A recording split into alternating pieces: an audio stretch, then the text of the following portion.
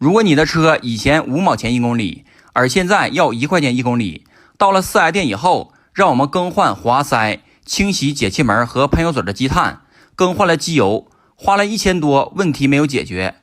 大家帮我点个红心，点个关注，我来告诉老铁们是哪里的问题。一般出现这种问题，是因为我们忽略了这个配件——碳罐电磁阀。碳罐电磁阀长通了，导致发动机不断从油箱里面吸附燃油蒸汽，最终导致废油。我们只需要花几十块钱把这个配件更换掉，问题即可解决。